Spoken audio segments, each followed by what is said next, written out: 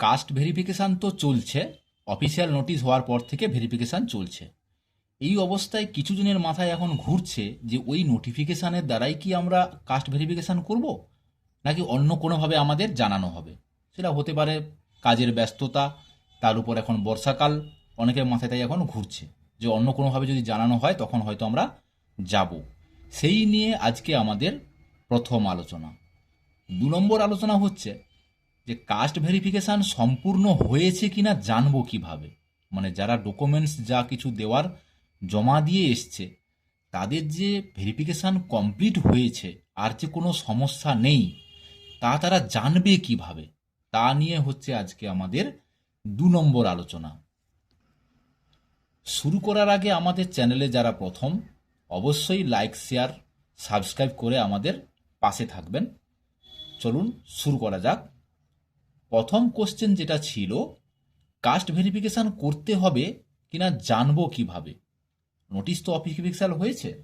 এই প্রসঙ্গের আজকে আমাদের উত্তর হচ্ছে, আমরা কয়েকটা বিডিও অফিসে সার্ভে করে দেখলাম যে বিডিও অফিসের ভেরিফিকেশান স্তর একেবারে অঞ্চল স্তরে নিয়ে আসা হয়েছে।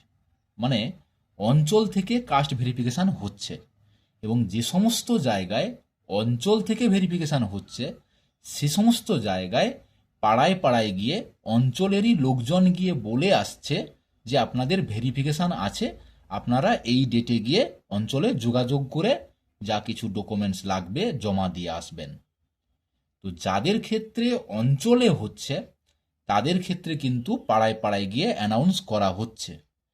কিন্তু যাদের ক্ষেত্রে অ্যানাউন্স কিছু হচ্ছে না, তাদের বুঝতে হবে বিডিও অফিসে ভেরিফিকেশান হচ্ছে।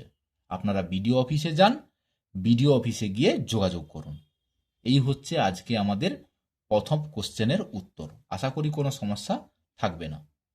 2 নম্বর যেটা ছিল, কাস্ট ভেরিফিকেশান সম্পূর্ণ হয়েছে কিনা জানবো কিভাবে। মানে যারা ডকুমেন্টস জমা দিয়ে চলে এসছে, এখন তাদের জন্য কি হবে।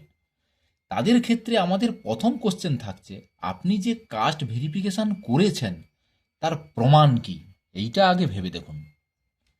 সেই ক্ষেত্রে আমাদের উত্তর থাকবে, যাদের এখনো ভেরিফিকেশান হয়নি, বিডিও অফিসে হোক কিংবা অঞ্চলে যারা যাচ্ছেন, ওখানে গিয়ে একটা রিসিভ করে নিয়ে চলে আসুন। একটা এক্সট্রা কাস্ট সার্টিফিকেট জেরক্স করুন, ওখানে একটা স্ট্যাম্প দিয়ে বলুন আমাকে রিসিভ করে দিন, আমি যে ভেরিফিকেশানে এসছি। এটা হচ্ছে আমাদের ওপিনিয়ন। যাদের ক্ষেত্রে এই রিসিভ পাওয়া যাচ্ছে না, তাদের ক্ষেত্রে জানানো যাচ্ছে যে কয়েকটা বিডিও অফিস থেকে খবর হয়েছে যে যখন টোটাল ভেরিফিকেশান কমপ্লিট হবে তখন সার্ভারে জানানো হবে, ওয়েবসাইট থেকে জানতে পারবেন কার ডকুমেন্টস ভেরিফিকেশান প্রবলেম আর কার প্রবলেম নেই। সেক্ষেত্রে যার প্রবলেম থাকবে সে যদি জেনুইন হয় তাকে হয়তো আবার সেকেন্ড টাইম সুযোগ দেওয়া হবে। এটা কিন্তু বিডিও অফিস থেকে জানানো হচ্ছে। অনেকেই এই কোশ্চেনটা বিডিও অফিসে গিয়ে করেছে, যার ফলে ওখান থেকে এটা জানানো হয়েছে।